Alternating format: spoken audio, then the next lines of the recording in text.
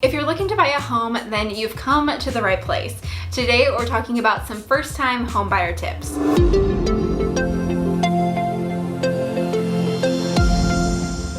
Hi, I'm Marissa with Dollar Sprout. Since my husband and I got married 4 years ago, we've been renters. During that time, we've worked on paying off $87,000 of student loan debt, saved an emergency fund, and more recently have been saving for a down payment on a house.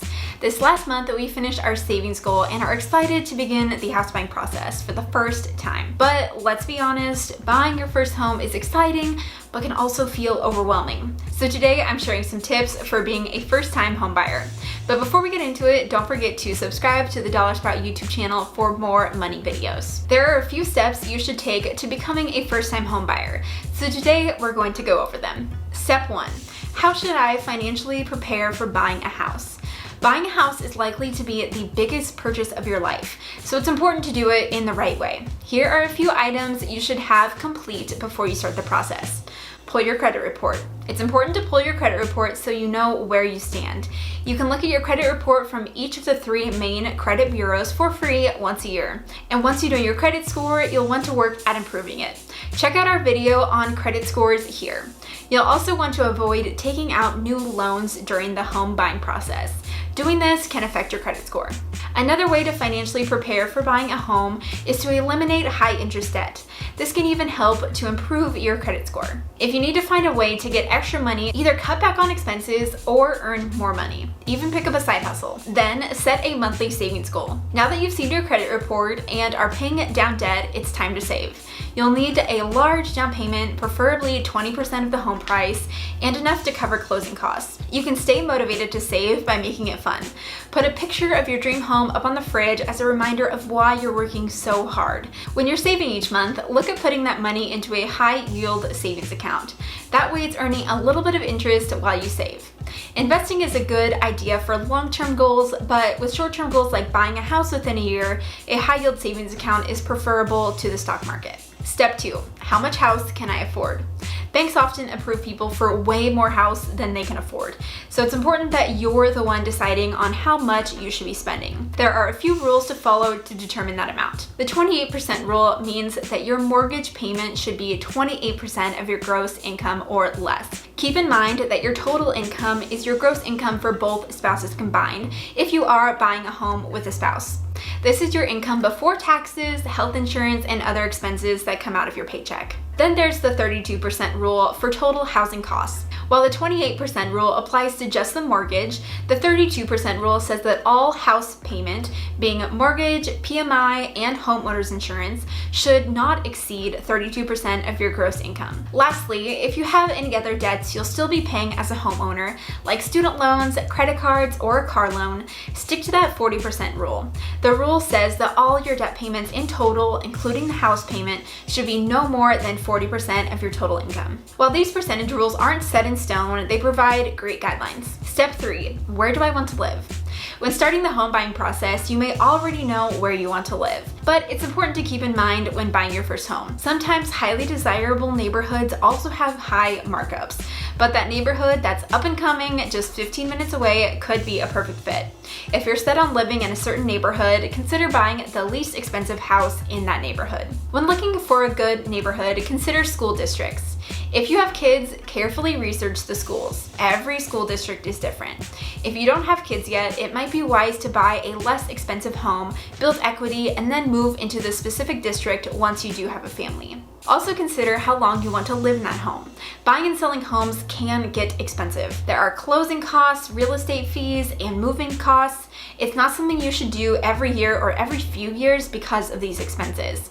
Ideally, strive to live in a home for at least 5 years before you consider selling it. This allows your home time to hypothetically appreciate in value before you sell. Step 4, how much do I need for a down payment?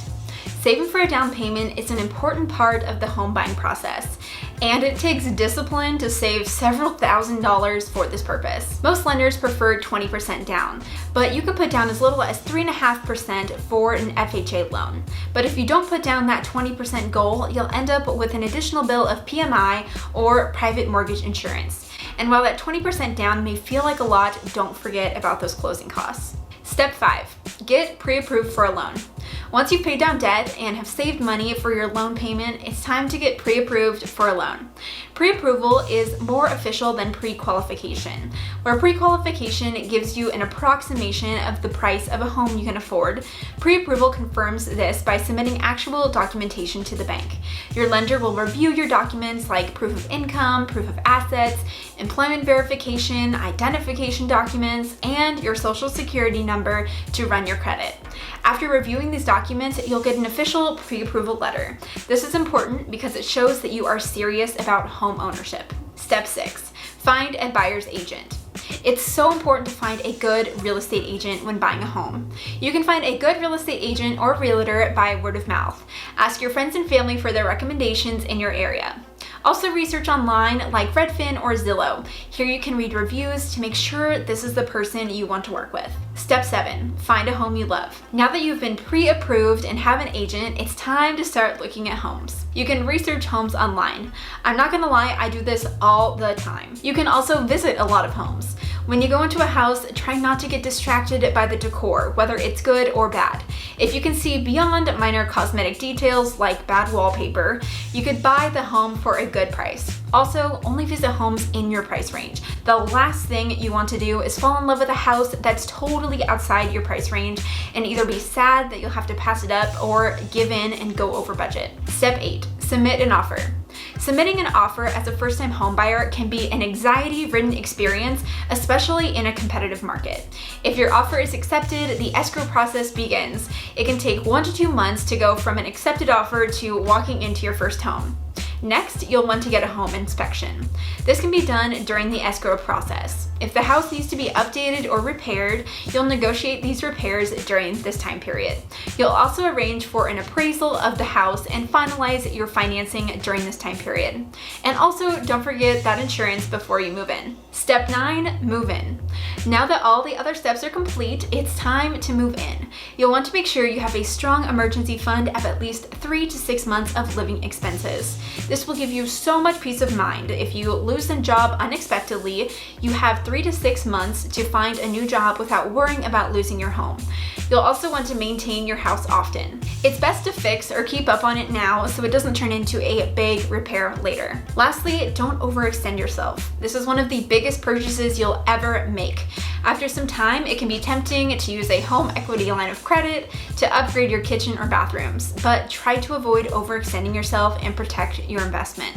Ultimately, if you stay focused, always make prompt payments, and continue to maintain your home, you'll be well on your way to building long-term wealth through home ownership. If you want to learn more about home ownership, check out the post in the description box down below. Don't forget to subscribe to the Dollar Sprout YouTube channel for more videos and give this video a thumbs up if you enjoyed it.